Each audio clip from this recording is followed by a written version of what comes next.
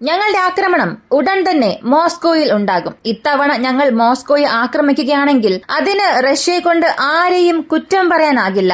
ഞങ്ങൾ American made ആയുധങ്ങളാണ് ഉപയോഗിക്കുന്നതെങ്കിൽ America ഒരു എസ്കലേഷൻ അവിടെ സൃഷ്ടിക്കുന്നു എന്ന് പറയും. ബ്രിട്ടൻ മെയ്ഡ് വെപ്പൺസ് ആണ് ഉപയോഗിക്കുന്നതെങ്കിൽ UK യൂറോപ്യൻ ഭൂഖണ്ഡത്തിൽ ഒരു യുദ്ധം ഉണ്ടാക്കാനായി ലോങ് റേഞ്ച് മിസൈൽസ് ഉക്രൈന് നൽകി പ്രേരിപ്പിക്കുന്നുവെന്ന് ആ രാജ്യത്തിനെ കുറ്റം പറയും. ആര് ഞങ്ങൾക്ക് സഹായം ചെയ്താലും ഞങ്ങൾക്ക് സഹായം ചെയ്യുന്ന രാജ്യത്തെ ഭീഷണിപ്പെടുത്തുന്ന രീതിയിൽ എസ്കലേഷൻ എന്ന പേര് പറഞ്ഞാണ് റഷ്യ ഇത്രയും ദിവസം ഓരോന്നും പറഞ്ഞുകൊണ്ടിരുന്നത്. എന്നാൽ ഇവയെല്ലാം എത്രയും പെട്ടെന്ന് മാറാൻ പോവുകയാണ്. ഞങ്ങളുടെ രാജ്യത്തിൽ നിർമ്മിച്ച ഒരു മിസൈൽ ഉപയോഗിച്ച് അതിന്റെ റേഞ്ച് 750 കിലോമീറ്ററിലധികമാണ്. ആ മിസൈൽ ഉപയോഗിച്ച് ഞങ്ങൾ റഷ്യൻ തലസ്ഥാനത്തെ ആക്രമിക്കും. ഞങ്ങളുടെ ടാർഗറ്റ് റേഞ്ചിനുള്ളിലായിരിക്കും അത് വരിക. ഇതിനുശേഷം പുടിനെ കൊണ്ട് അല്ലെങ്കിൽ പുടിൻ ഒഫീഷ്യൽസിനെ കൊണ്ട് യാതൊരു എക്സ്ക്യൂസസും ഉക്രൈന് നേരെ നൽകാൻ കഴിയില്ല. ഇങ്ങനെ വളരെ പ്രധാനപ്പെട്ട ഒരു സ്റ്റേറ്റ്മെന്റ് ഉക്രൈനുള്ളിൽ നിന്നും വന്നിട്ടുണ്ട്. അങ്ങനെ ഇത് എന്ത് മിസൈലാണ്? ഉക്രൈൻ സോവിയറ്റ് യൂണിയനിൽ നിന്നും വേർപിരിഞ്ഞ് 35 വർഷമായി. ഇത്രയും വർഷമായിട്ടും ഇങ്ങനെ ഒരു ലോങ് റേഞ്ച് മിസൈൽ പ്രോഗ്രാം എന്തുകൊണ്ട് ഉക്രൈനിൽ വന്നില്ല? ഇവയെല്ലാം ഈ വീഡിയോയിലൂടെ വിശദമായി അറിയാം.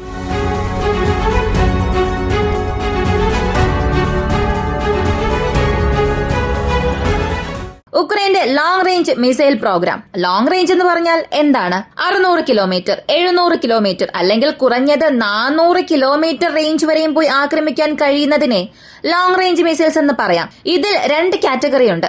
ഒന്നാമത്തേത് ബാലിസ്റ്റിക് മിസൈൽ, മറ്റൊന്ന് ക്രൂയിസ് മിസൈൽസ്. ഡ്രോണുകളെല്ലാം ലോങ് റേഞ്ച് മിസൈൽ കാറ്റഗറിയിൽ വരില്ല. അത് വ്യത്യസ്തമാണ്. ക്രൂയിസ് മിസൈൽസിനെ സംബന്ധിച്ച് ഓരോ രാജ്യവും അവരവരുടെ മിസൈൽ ഡെവലപ്മെന്റിൽ കൂടുതൽ ശ്രദ്ധ ചെലുത്തുന്നുണ്ട്. ഇന്ത്യയെ സംബന്ധിച്ച് നമ്മുടെ പക്കൽ ധാരാളം ക്രൂയിസ് മിസൈൽസ് ഉണ്ട്. നിർഭയുണ്ട്, ബ്രഹ്മോസ് ഉണ്ട്. എന്നാൽ ബ്രഹ്മോസിനെ സംബന്ധിച്ച് അത് ആന്റി ഷിപ്പ് മിസൈൽ കാറ്റഗറിയിലായിരിക്കും വരിക. അടുത്ത ഘട്ടമായി ബ്രഹ്മോസ് 2 അല്ലെങ്കിൽ അതിന്റെ അടുത്ത വേരിയന്റ്സ് ഇവയെല്ലാം ന്യൂക്ലിയർ ശേഷിയുള്ള ഹൈപ്പർസോണിക് മിസൈൽസ് എന്ന രീതിയിലാണ് തയ്യാറാക്കുന്നത്. എന്നാൽ ഉക്രൈന്റെ പക്കൽ മേജറായി യാതൊരു ബാലിസ്റ്റിക് മിസൈൽസും ഇല്ല. അതുപോലെ തന്നെ അവരുടെ പക്കൽ യാതൊരു ക്രൂയിസ് മിസൈൽസ് പ്രോഗ്രാമും ഇല്ല. ദൈർഘ്യമേറിയ പ്രോഗ്രാമുകൾ ഒന്നും തന്നെ ഇല്ല. ഇതിനായിട്ടുള്ള പ്രധാനപ്പെട്ട ഒരേയൊരു കാരണം എന്താണെന്ന് അറിയണ്ടേ? സോവിയറ്റ് റഷ്യയിൽ നിന്നും ഉക്രൈൻ വേർപിരിഞ്ഞതിന് ശേഷം അത് ഒറ്റപ്പെട്ട ഒരു രാജ്യമായി സ്വാതന്ത്ര്യം നേടി. അവർ പ്രവർത്തിക്കാൻ തുടങ്ങിയതിന് ശേഷം അന്ന് മുതൽ റഷ്യക്ക് ഉക്രൈനിൽ ഒരു കണ്ണുണ്ടായിരുന്നു. മറ്റു രാജ്യങ്ങൾ, സോവിയറ്റ് യൂണിയനിൽ നിന്നും വേർപിരിഞ്ഞു പോയ രാജ്യങ്ങൾ റഷ്യക്കെതിരെ തിരിഞ്ഞാലും പ്രശ്നമില്ല. കാരണം റഷ്യയെ ആക്രമിക്കണം എന്നുണ്ടെങ്കിൽ ഉക്രൈനാണ് ഉള്ളതിൽ വെച്ച് ഈസിയസ്റ്റ് വേ അവരെ ആക്സസ് ചെയ്യാൻ. മറ്റ് രാജ്യങ്ങൾ എടുത്താൽ അതിപ്പോ ബാൾട്ടിക് രാജ്യങ്ങൾ വഴി നുഴഞ്ഞാലും അല്ലെങ്കിൽ സ്വീഡൻ, ഫിൻലാൻഡ്, എന്തിന് ബെലറസ് വഴി പോയാലും അവിടെ ജോഗ്രഫിക്കലായി മലപ്രദേശം അധികമാണ്. അങ്ങനെ ഈ മലയോര പ്രദേശം വഴി ഒരു രാജ്യം അകത്തേക്ക് വരുന്നു, ഒഫൻസീവ് ഓപ്പറേഷന് പോകുന്നു എന്നുണ്ടെങ്കിൽ അത്രത്തോളം എളുപ്പത്തിൽ അവരെ കൊണ്ട് അകത്തേക്ക് നുഴഞ്ഞു കയറാൻ സാധിക്കില്ല. ഡിഫൻസീവ് പൊസിഷനിൽ ആരാണോ സ്ട്രോങ് ആയി നിൽക്കുന്നത് അവരെ എളുപ്പത്തിൽ ആക്രമിക്കാൻ സാധിക്കും. അപ്പോ ഉക്രൈനെ സംബന്ധിച്ച് ഒരു ചെറിയ ക്രൂഷ്യൽ പാത്ത്, ഒരു വലിയ ബോർഡറിൽ ഒരു ചെറിയ പ്രദേശം തുറന്നുവിട്ടാൽ എത്രത്തോളം എളുപ്പമായിരിക്കും അത്. അതും റഷ്യയുടെ തലസ്ഥാനമായ മോസ്കോ എന്നത് ഉക്രൈൻ ബോർഡറിൽ നിന്നും ചില 100 കിലോമീറ്റർ മാത്രമേ ഉള്ളൂ. ഇത്രത്തോളം ഈസിയായി ആക്സസ് ചെയ്യുന്ന ഒരു പാത്തിനെ ശത്രുവിന്റെ കൈകളിൽ പോകാൻ പാടില്ല എന്നതിനു വേണ്ടി റഷ്യ ഒരുപാട് ശ്രദ്ധിച്ചു. ഇതിനുവേണ്ടി റഷ്യ കയ്യിലെടുത്തത് 2 തന്ത്രമാണ്. ഒന്നാമത്തേത് ഡയറക്റ്റ് അപ്രോച്ച്, മറ്റൊന്ന് ബാക്ക്ഡോർ അപ്രോച്ച്. അതെന്താണെന്ന് അറിയണ്ടേ? ഡയറക്റ്റ് അപ്രോച്ച് വഴി നേരിട്ട് ഉക്രൈനെ അവരുടെ ഫ്രണ്ട് ലിസ്റ്റിൽ ചേർക്കുക, അല്ലെങ്കിൽ ഉക്രൈൻ ആവശ്യമായ സഹായങ്ങൾ ചെയ്യുക. ഇവയെല്ലാം ഉക്രൈൻ ജനങ്ങൾക്ക് വേണ്ടിയും ഉക്രൈൻ റഷ്യയെ വിട്ട് നീങ്ങാൻ പാടില്ല എന്നതിനു വേണ്ടിയും ചെയ്തു.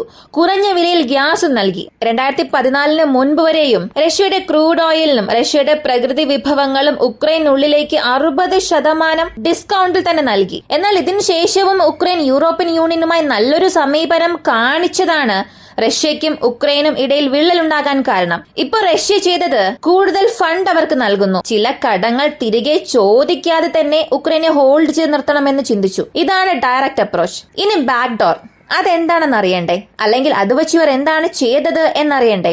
അതിനെക്കുറിച്ച് പറയണമെങ്കിൽ അവിടെയുള്ള രാഷ്ട്രീയ പ്രവർത്തകർ, രാഷ്ട്രീയ നേതാക്കൾ, ഉക്രൈന്റെ രഹസ്യാന്വേഷണ വിഭാഗം ഇവരെല്ലാവരെയും നിയന്ത്രിക്കാൻ തുടങ്ങി. ഈ SBI എന്നൊക്കെ നമ്മളിപ്പോ പറയുന്നുണ്ട്. ഇവരെയൊക്കെ നമ്മൾ ഇപ്പോഴാണ് വലിയ രീതിയിൽ സംസാരിക്കുന്നത്. എന്നാൽ 2014 മുൻപ് വരെയും റെവല്യൂഷൻ ഓഫ് ഡിഗ്നിറ്റി ഉണ്ടായി. ഭരണമാറ്റം അവിടെ സംഭവിച്ചു. റഷ്യക്ക് സപ്പോർട്ടായി ഉണ്ടായിരുന്ന ഒരു നേതാവിനെ അവിടെ മാറ്റുകയും മറ്റ് പല രാഷ്ട്രീയ നേതാക്കൾ വന്നു. ഭരണമാറ്റം സംഭവിച്ചു. അതിന് മുൻപ് വരെയും പേരിന് വേണ്ടി ഉക്രൈനിൽ ചില വിഭാഗങ്ങൾ ഉണ്ടായിരുന്നാലും ഇവരെ എല്ലാം നിയന്ത്രിച്ചുകൊണ്ടിരുന്നത് ഇൻഡയറക്റ്റായി തന്നെ റഷ്യയുടെ രഹസ്യാന്വേഷണ വിഭാഗമായിരുന്നു. റഷ്യയുടെ ഉക്രൈനുള്ളിലെ ഇൻഫ്ലുവൻസ് എടുത്തു നോക്കിയാൽ ഉക്രൈനിൽ ഇല്ലാത്ത ഒരു വിഭാഗമേ ഇല്ല എന്ന രീതിയിലായിരുന്നു. അത്ര വലിയ നെറ്റ്വർക്ക് ഉക്രൈനുള്ളിൽ റഷ്യ ഫോം ചെയ്തു വച്ചിരുന്നു. എന്നാൽ ഇതിനു ശേഷം 2014 പ്രശ്നം ഉണ്ടായതിനു ശേഷം ഇവ ഓരോന്നും റഷ്യയുടെ കൈവിട്ട് പോകാൻ തുടങ്ങുന്നു. ഇതായിരുന്നു ഇപ്പോ റഷ്യ ഉക്രൈനെ ഒരു യുദ്ധത്തിൽ കൊണ്ടുവന്നെത്തിച്ചത്. ഇങ്ങനെ റഷ്യയുടെ ഇൻഫ്ലുവൻസ് ഉക്രൈനിൽ അധികമായിരുന്നു. എന്നായിരുന്നാലും ഉക്രൈൻ ഒരുപക്ഷെ റഷ്യക്കെതിരെ തിരിയും. അത് പാടില്ല എന്നതിനു വേണ്ടി ഉക്രൈന്റെ മിസൈൽ പ്രോഗ്രാംസ് എല്ലാം റഷ്യ അവസാനിപ്പിക്കുകയും ചെയ്തു. ഇത് തന്നെയാണ് സത്യം. അവരുടെ പക്കൽ എന്നാണോ ലോങ് റേഞ്ച് മിസൈൽസ് വരുന്നത് അത് തങ്ങൾക്കൊരു പ്രശ്നമായി മാറും. അവർ അങ്ങനെ ഒരു മിസൈൽ ഡെവലപ്പ് ചെയ്യാൻ പാടില്ല എന്നതിനു വേണ്ടി റഷ്യ ഒരുപാട് ശ്രദ്ധിച്ചു. ഇത് കാരണം ഉക്രൈനെ കൊണ്ട് ഏതൊരു മിസൈലും ഡെവലപ്പ് ചെയ്യാൻ സാധിച്ചില്ല. അവരുടെ പക്കൽ ക്രൂയിസ് മിസൈൽസും ആന്റിഷിപ്പ് മിസൈൽസും ചിലതുണ്ട്. അതിന്റെ മാക്സിമം റേഞ്ച് 180 മുതൽ 250 കിലോമീറ്റർ മാത്രമാണ്. ഇതിനപ്പുറം വലിയ രീതിയിലുള്ള മിസൈൽ പ്രോഗ്രാംസ് ഒന്നും ഇല്ല. റഷ്യ ഉക്രൈൻ യുദ്ധം ആരംഭിച്ചതിനു ശേഷമാണ് ഉക്രൈൻ ഒന്ന് ഉണരുകയും ലോക്കൽ മിസൈൽ ഡെവലപ്മെന്റിൽ ശ്രദ്ധ കേന്ദ്രീകരിക്കാനും തുടങ്ങിയത്. അങ്ങനെ അവർ നിർമ്മിച്ചതാണ് ക്രിം-2 എന്ന് പറയുന്ന ടാക്ടിക്കൽ മിസൈൽ സിസ്റ്റം. ഇതും ഏകദേശം ATACMS പോലുള്ള ഒന്നാണ്. എന്നാൽ ഇതിന്റെ റേഞ്ച് അവർ എത്രത്തോളം വലുതായി കാണിച്ചോ അത്രത്തോളം ഒന്നും റഷ്യ ഉക്രൈൻ യുദ്ധത്തിൽ അവരെ കൊണ്ടത് ഉപയോഗിക്കാൻ സാധിച്ചില്ല. 2023 ആദ്യമായി ഉക്രൈന്റെ അറ്റാക്ക് ഈ ഒരു മിസൈൽ ഉപയോഗിച്ച് റഷ്യയുടെ കമാൻഡ് യൂണിറ്റ്സിൽ ചെയ്തതായി രണ്ട് വിഭാഗവും ക്ലെയിം ചെയ്തു. റഷ്യ ഞങ്ങളത് ഡൗൺ ചെയ്തു എന്ന് പറഞ്ഞു. അതിന് എവിഡൻസായി ചില സ്പെയർ പാർട്സും അതുപോലെ മിസൈലിന്റെ അപ്രോച്ച് എങ്ങനെയായിരുന്നു, അതിന്റെ റഡാർ കോൺഫിഗറേഷൻ ഇവയെല്ലാം കാണിച്ച് ഒരു തെളിവായി നൽകി. മറ്റൊരു ഭാഗത്ത് ഉക്രൈൻ പറഞ്ഞത് ഞങ്ങൾ റഷ്യയുടെ യൂണിറ്റ്സിനെ ഞങ്ങളുടെ മിസൈൽ സിസ്റ്റം ഉപയോഗിച്ച് ഡിഫണ്ട് ചെയ്തു എന്ന് അവരും ഒരു ക്ലെയിം നടത്തി. ഇതിനപ്പുറം പ്രധാനമായി യാതൊരു ലോക്കൽ മെയ്ഡ് മിസൈൽസും റഷ്യ ഉക്രൈൻ യുദ്ധത്തിൽ അധികം ഉപയോഗിച്ചിട്ടില്ല.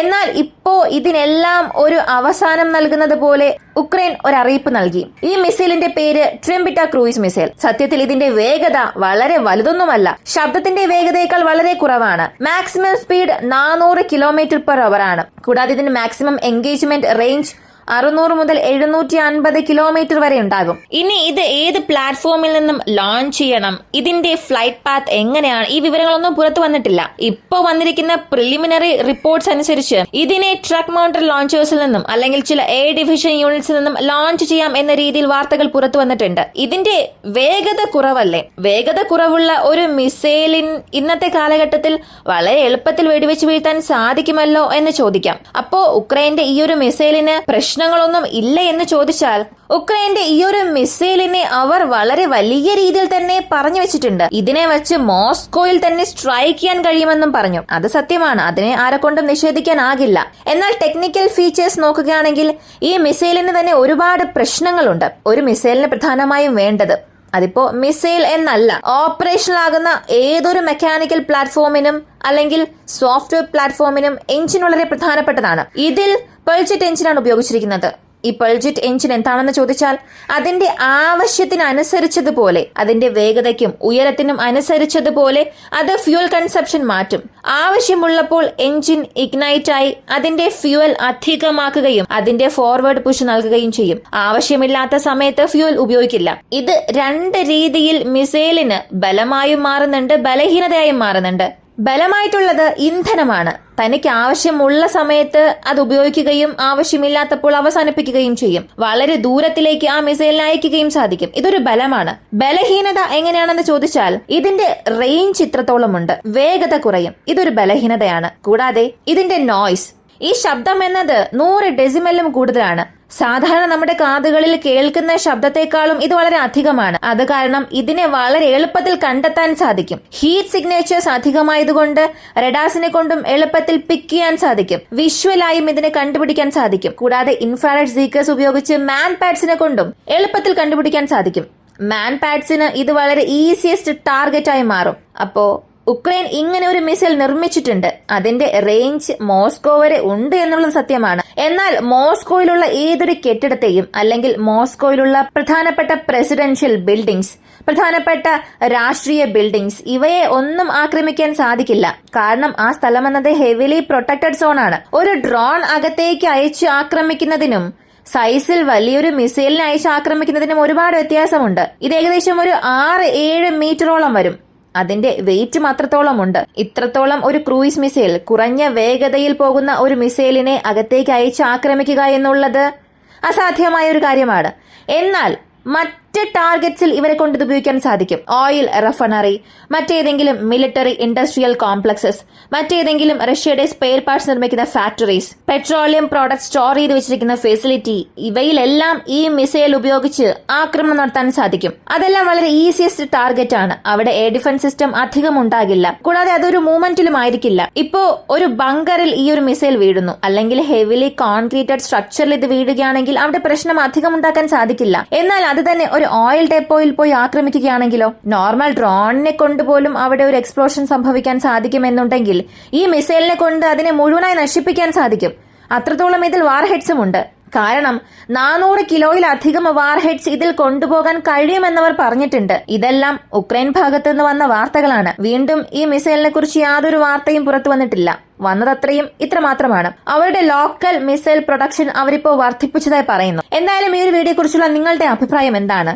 ഒരുപക്ഷെ നാളെ ഈ ഒരു മിസൈൽ മോസ്കോയെ നോക്കി പോവുകയാണെങ്കിൽ റഷ്യയുടെ പ്രതികരണം എങ്ങനെയായിരിക്കും? കാരണം ഇത് മുഴുവനായും ഉക്രൈൻ നിർമ്മാണമാണ്. ഇതിനാരെയും ബ്ലെയിം ചെയ്യാൻ സാധിക്കില്ല. നിങ്ങൾ മിസൈൽ നൽകി എസ്കലേഷൻ ചെയ്തു എന്നൊക്കെ മറ്റു രാജ്യങ്ങളെ കുറ്റം പറയാനും കഴിയില്ല. ഇത് എങ്ങനെ റഷ്യ ഡിഫെൻഡ് ചെയ്യാൻ പോകുന്നു? നിങ്ങളുടെ അഭിപ്രായം കമന്റിൽ പറയുക. വീഡിയോ ഇഷ്ടമായാൽ ലൈക്ക് ചെയ്യുക, ഷെയർ ചെയ്യുക. നമ്മുടെ ചാനൽ ആദ്യമായി കാണുന്നവരാണെങ്കിൽ മറക്കാതെ സബ്സ്ക്രൈബ് ചെയ്ത് സപ്പോർട്ട് ചെയ്യുക. മറ്റൊരു വീഡിയോയുമായി വീണ്ടും കാണാം.